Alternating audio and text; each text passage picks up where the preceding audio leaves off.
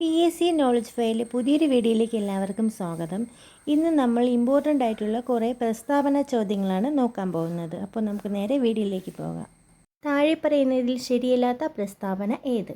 വിവരാവകാശ നിയമം parliament പാസ്സാക്കിയത് 2005 മെയ്യിലാണ്.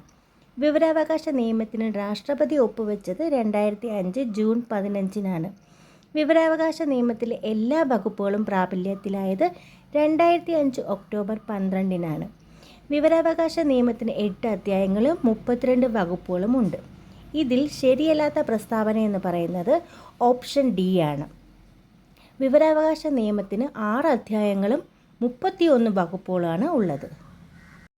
Question number 2. ഫെഡറലിസത്തിൻ്റെ പ്രത്യേകതകൾ തിരഞ്ഞെടുക്കുക. കേന്ദ്രത്തിനും സംസ്ഥാനങ്ങൾക്കുമായി ഒരു പൊതു ഭരണഘടന.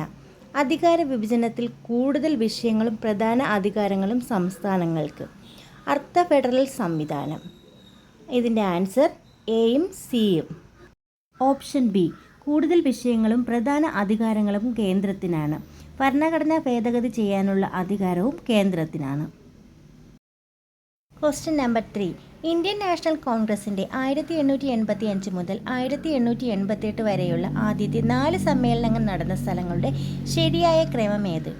Option B. Mumbai, Kolkata, Madras, Allahabad. Indian national കോൺഗ്രസിൻ്റെ പ്രഥമ സമ്മേളനം നടത്താൻ നിശ്ചയിച്ചിരുന്നത് പൂനെയിലാണ്. പൂനെയിൽ കോളറ ബാധിതയെ തുടർന്നാണ് മുംബൈയിലേക്ക് മാറ്റിയത്.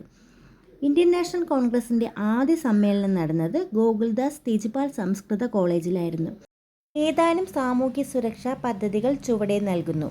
വിദ്യാകിരണം, വിദ്യാജ്യോതി, മാതൃജ്യോതി, പരിണയം.